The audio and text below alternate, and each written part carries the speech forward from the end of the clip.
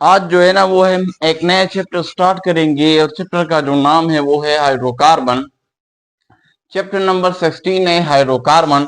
और सबसे पहला टॉपिक इसमें जो है वो है नॉमेनक्लेचर। नॉमेनक्लेचर क्या है? जो ऑर्गेनिक कंपाउंड हमारे पास मौजूद है उन ऑर्गेनिक कंपाउंड को एक प्रॉपर तरीके से नाम देना, इसको कहते हैं नॉमेनक्लेचर। नॉमेनक्लेचर दो किस्म के हो सकते हैं, कॉमन सिस्टम हो सकता है, कॉमन तरीके से हम नाम दें ऑर्गेनिक कंपाउंड को, या आयुफेक जो सिस्टम है उससे हम नाम दें। तो दोनों तरह से हम इसको अब डिस्कस करेंगे दूसरे लेक्चरों में। सबसे पहले आता है ट्रिवियल या ओल्ड नेम्स पे। देखो सबसे पहला तरीका क्या था, जो ऑर्गेनिक कंपाउंड पहले डिस्कवर हुई थी उस वक्त ऑर्गेनिक कंपाउंड को कैसे नाम दिया जाता था, उनको ट्रिवियल या ओल्ड नेम हम कहते हैं। कि रिवायती जो पुराना तरीका था वो क्या था। तो जो पुराना तरीका था वो किन किन बेस पे ऑर्गेनिक कंपाउंड को नाम दी जाती। तो सबसे पहला वो था सोर्स, यानी ऑर्गेनिक कंपाउंड को सोर्स की बुनियाद पे, जिस सोर्स से, प्लांट से या एनिमल से, जहां से वो ऑब्टेन होता है, जहां से वो हासिल होता है, उसी सोर्स की बुनियाद पे उन ऑर्गेनिक कंपाउंड को नाम दिए जाते थे।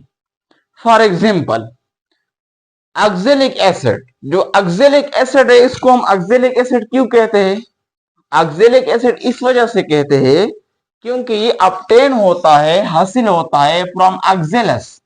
ऑक्जेलस से ऑब्टेन होता है। ऑक्जेलस क्या है? ऑक्जेलस एक प्लांट है, एक छोटा सा पौधा है जिसको हम पश्तो में तरुके कहते हैं, उसको पश्तो में तरुके कहते हैं। तो वहां से एसिड होता है, इस वजह से इसी सोर्स की बुनियाद पे इसका नाम पड़ गया ऑक्जेलिक एसिड। इसी तरह एसिटिक एसिड। एसिटिक एसिड ये प्रेजेंट होता है एसिटम में। एसिटम जो है ग्रीक वर्ड है, इसका मतलब है विनेगर, सरका जिसे हम कहते हैं। क्योंकि ये एसिटिक एसिड सरका में मौजूद होता है, दैट्स वाई इसको क्या कहा जाता है? Acetic acid. यानी जिस सोर्स से वो ऑब्टेन होता है, जिस सोर्स में वो प्रेजेंट होता है, उस सोर्स की बुनियाद पे इसको नाम दिया जाता था।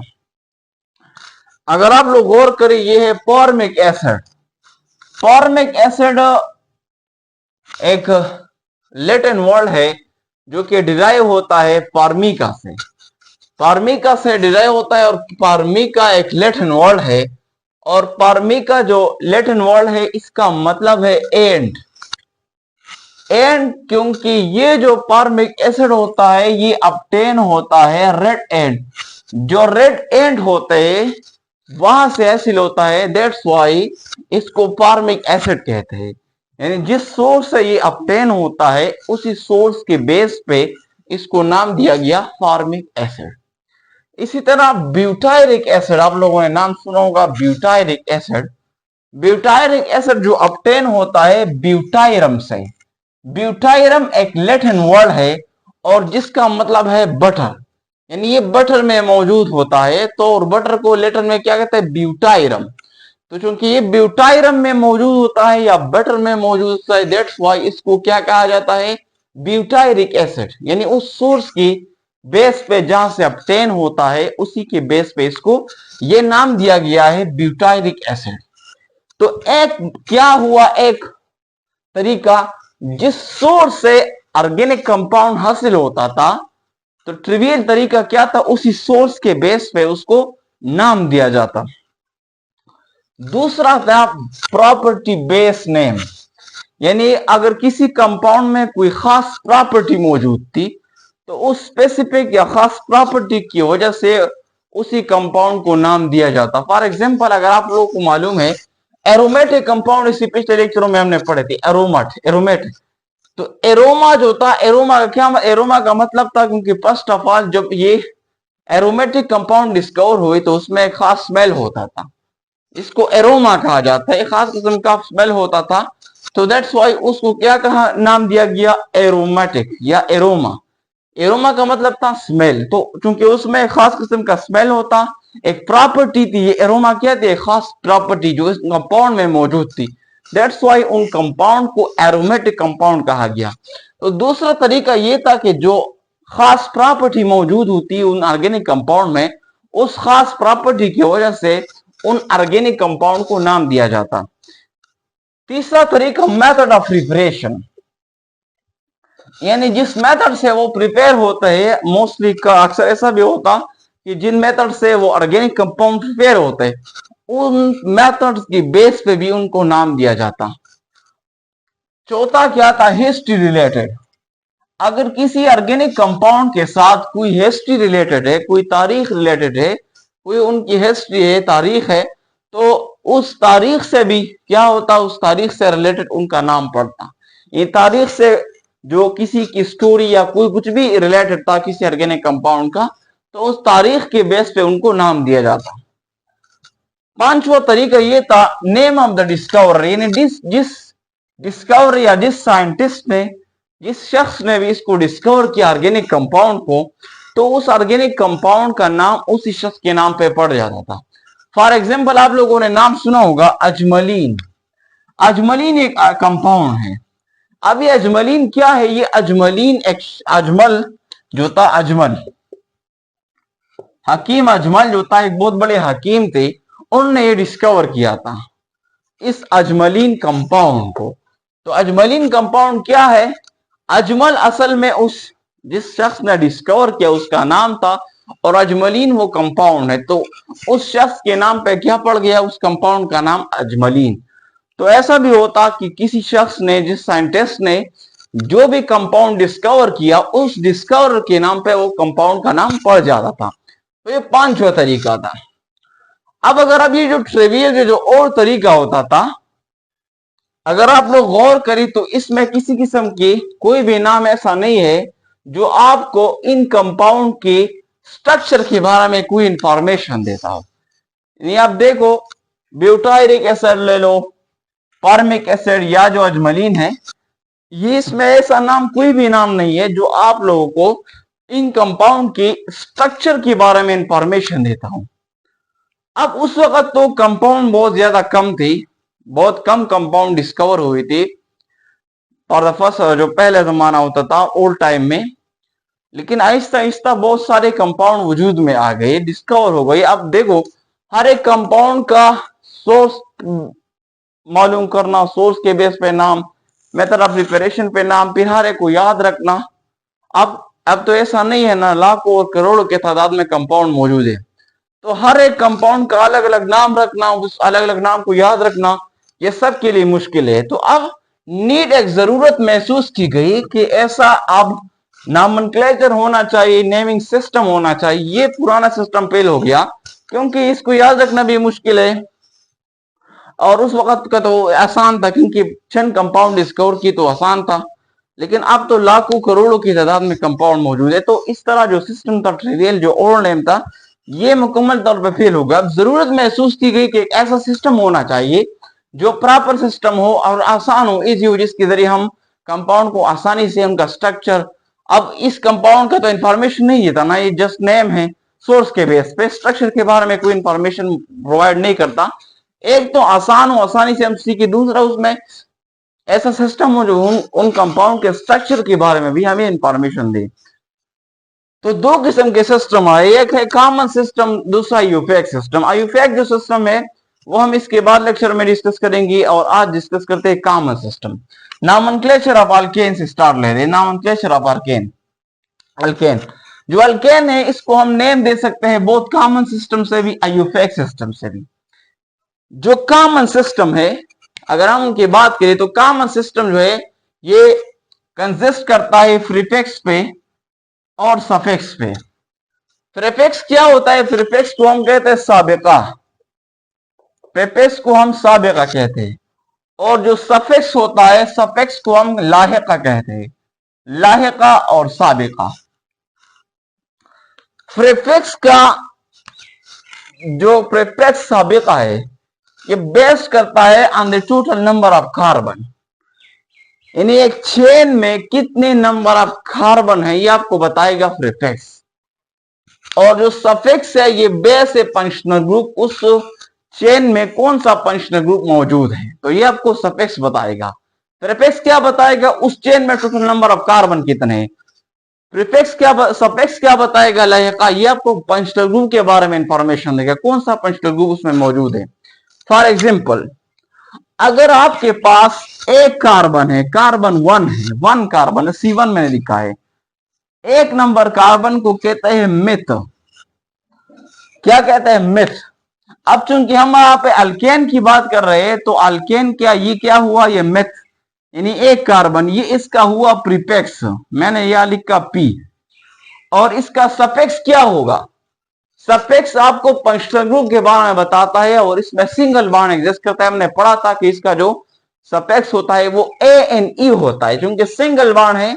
तो यहां मैं लिखता हूं इस मिथ के बाद ANE, तो ये हो जाएगा मीथेन।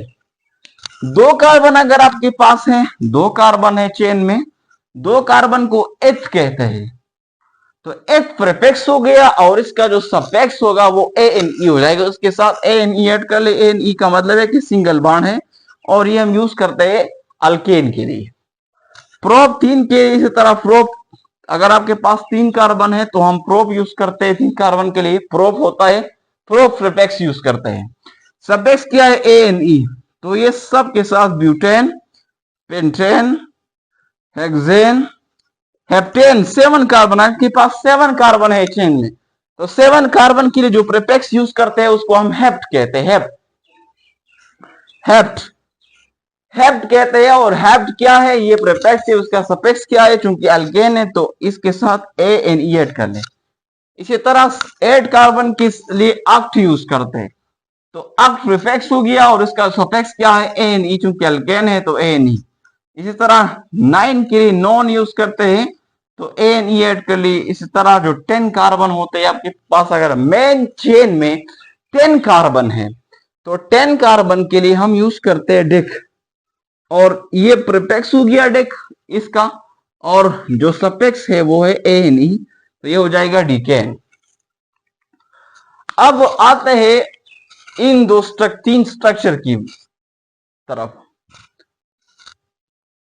ये तो हो गया, हमने पढ़ा कि जो अल्केन है कॉमन सिस्टम की अगर हम बात करें तो हम उसका जो नेम होता है ये 2 चीजों पे मुश्तमिल होता है, प्रीफिक्स से और सफिक्स पे। अब इन दोनों नामों को, इन तीनों स्ट्रक्चर को आप लोग गौर से देखें। अगर मैं यहां पे काउंट कर लू इन कार्बन को 1 2 3 4 5, यहाँ पे 1 2 3 4 और 5, 1 2 3 4 5, ये सारे के सारे जो कार्बन है वो 5 है। इसमें भी 5 कार्बन है, इसमें भी 5 कार्बन है, इसमें भी 5 कार्बन। अब मैं इसको नाम देता हूं, जैसा भी हमने डिस्कस किया कि हम किसके बेस पे नाम देते हैं? प्रीफिक्स और सफिक्स की। तो अगर ये कंपाउंड आपको जो पहला नजर आ रहा है, इसमें मैं लिखूं पेंट, क्योंकि इसमें कितने कार्बन है? 5, और इसका प्रीफिक्स क्या होगा? पेंट, और सफिक्स क्या हो जाएगा? ANE, चूंकि सिंगल बॉन्ड है तो इसका नाम हो जाएगा पेंटेन। यहां अगर देखिए यहां भी 5 कार्बन है, तो इसके लिए मैं यूज करता हूं जो प्रीफिक्स है वो हो जाएगा पेंट, और जो सफिक्स है वो हो जाएगा ANE, चूंकि इसमें भी सिंगल बॉन्ड है।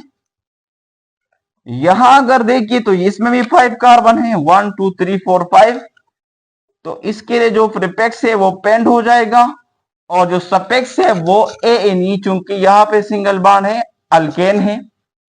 अब क्वेश्चन ये तो मैंने एक जैसे नाम लिखे, और इन सब की स्ट्रक्चर जो है वो अलग अलग है। तो अब मैं क्या करूंगा इसके साथ? यानी ये देखो यहाँ पे पेंटेन है, ये भी पेंटेन है, ये भी पेंटेन है, लेकिन तीनों का आप देखिए तो यहाँ पे स्ट्रक्चर अलग है, इसका स्ट्रक्चर अलग है, इसका स्ट्रक्चर अलग है। तो याद रखिए हमारे पास 3 किस्म की अल्केन मौजूद है। टाइप्स ऑफ अल्केन मैंने लिखे यहाँ पे, 3 किस्म की अल्केन है।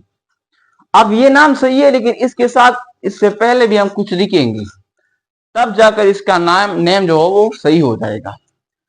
एक अल्केन है नॉर्मल अल्केन। नॉर्मल अल्केन कौन सा अल्केन होता है? जिसमें स्ट्रेट चेन हो, कार्बन का अगर चेन स्ट्रेट है उसको नॉर्मल अल्केन कहते हैं, और उसके साथ हम स्मॉल n लगाते हैं नॉर्मल के लिए, n। दूसरा है आइसो अल्केन। आइसो अल्केन वो अल्केन होते हैं जहां एक सेकंड लास्ट कार्बन जो होता है, सेकंड लास्ट कार्बन जो होता है उस पे अगर एक सब्स्टिट्यूएंट या एक ब्रांच मौजूद हो तब उसको हम आइसो कहते हैं।